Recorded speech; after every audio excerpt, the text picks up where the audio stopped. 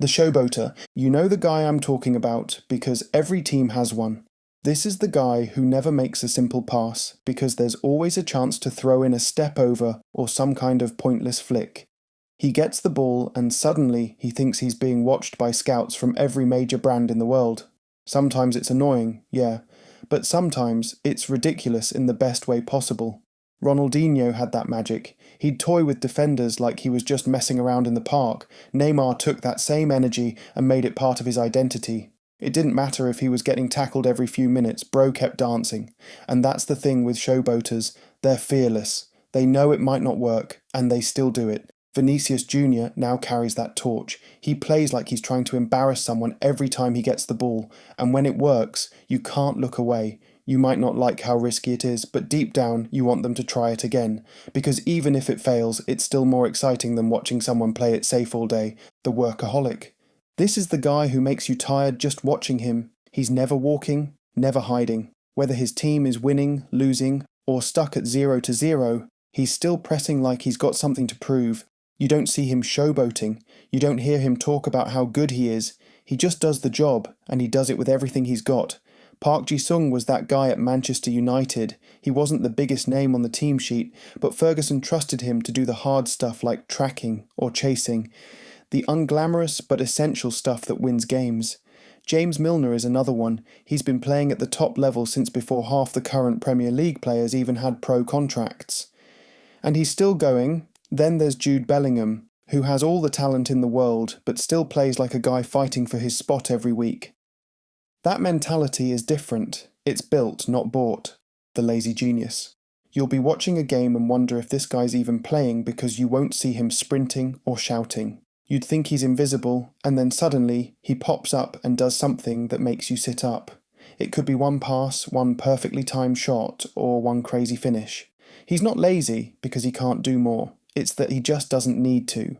Dimitar Berbatov played like football bored him half the time, but his touch was silky, his awareness unreal. He made defenders look clumsy without even trying. Ozil had that same switch. He'd glide through games, barely breaking a sweat, and then create chances that nobody else saw. The thing is, these guys don't play with energy, they play with vision, wait for the ball to find them in the right spot, and then they do something nobody else could have pulled off. Sure, they'll frustrate you if you expect them to hustle. But if you give them space, they'll do things that remind you why football is also an art form. The Hothead. Some players run on tactics, some on instinct, but this guy runs on emotion. From the first whistle, you can feel how he's breathing heavier than everyone else. He gets into tackles faster, celebrates harder, and argues quicker. The Hothead isn't trying to cause chaos, he just plays like everything matters a little more to him than it does to everyone else. Sergio Ramos is the perfect example. He could win you a Champions League final with a header, then get sent off the next week for clattering someone in the midfield. Pepe took it even further. At times it looked like he wanted to defend and fight in the same movement, but that's what made them who they were. Granit Xhaka has always been that kind of guy too. 1 second, he's bossing a midfield, the next he's flying into a risky tussle no one asked for. You take a risk with hotheads, but they also bring a level of intensity that lifts everyone around them. The glass cannon. Everyone loves potential, but with this guy, potential turns into pain more often than not. He starts by showing you something incredible. The movement, the dribbling, the confidence, everything is on point. He's so good that you start thinking this could be his season, then he pulls up with injuries like it's his second job. Whether it's his hamstring, knee or ankle, it doesn't matter. Something always goes wrong. Jack Wilshere will always be the one people bring up first. When he bossed Barcelona at the Emirates, people thought England had their midfield star for the next decade, but his body had other ideas. Marco Reus, same story. He was beautiful to watch and an important player for Dortmund, but he just couldn't stay fit long enough, and it's painful to watch because the talent is still there. The brain still sees the game clearly, but the body says no. The clown, this one's funny, literally. We all know that one dude who shows up to training in the wrong socks, or plays music way too loud in the changing room, but somehow still ends up being the glue that holds everyone together. He'll be the first to crack a joke after a bad loss, the one doing dances during warm-up, and the one you can always count on to make everyone laugh, even if he didn't mean to. Patrice Evra was that guy at United. He'd drop absolute chaos on Instagram one day and turn up with a rock-solid defensive performance the next. Marcelo at Real Madrid had the same vibe. You could see it in how he played. He was fun, free and expressive, but he was also respected because he put in the work when it mattered. The Diva. Everything about this guy says he was born for the spotlight. His boots are always fresh and the haircut is weekly. The celebrations are rehearsed. This guy is not just a player, he's a brand. He needs the ball and wants the camera. And when he's not getting both, you'll hear about it.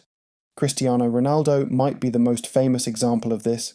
He is ruthless, demanding, and obsessed with perfection, and he backs it up. Paul Pogba has lived in that space too. Then there's Zlatan Ibrahimovic, who made a whole career out of acting like a walking headline. And you can't forget David Beckham. Every haircut made headlines and every new look turned into a trend.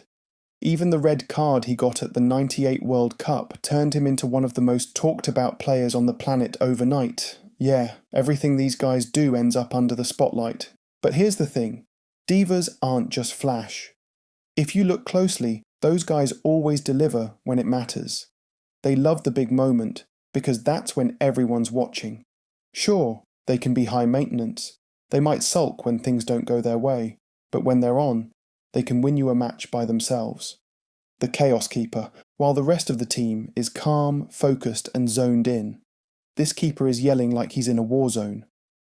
He'll come charging 40 yards out for a ball he has no business touching. He'll make a save with his face, his elbow or even his knee, as long as it works. He's not normal, and honestly, that's what makes him perfect for the job. Emiliano Martinez is the poster boy right now. He's a trash talker, penalty wizard, and a showman. But Jens Lehmann was the original wild man. 1 second, he's pulling off a world-class save. The next, he's doing something completely insane. Even someone like Jorge Campos, with his neon kits and his sweeper-style madness, played like goalkeeping was a contact sport. Chaos keepers live for drama. They make the crowd nervous and excited at the same time. But somehow, it works. Because when the game's tight and the pressure's ridiculous, you need someone who's not afraid to get weird. The future coach, this is that one player that sees football like it's a puzzle, and it's not just where the ball is, but where it should be 5 seconds from now. He talks about shape, positioning, half spaces, all of that intricate stuff. You'll catch him adjusting the team mid-game and yelling instructions that sound like they came from a clipboard. He's playing, but he's also managing in real time. Xabi Alonso was this guy in disguise. He was calm, composed, and always one pass ahead. You could tell even back then that he was built for the sidelines. Joshua Kimmich plays the same way now, Vincent Kompany too. You could just feel it in the way he led City. Even when the match was tense, he had this calm presence that showed he was already thinking 10 minutes ahead. These players make great captains because they don't just lead with their voice, they lead with IQ. And after they retire, don't be surprised when they're the ones drawing up tactics, standing on the touchline, and coaching the next generation to win. The one-season wonder. There's nothing more confusing than a player who looks world-class for 1 season, and then disappears like it never happened.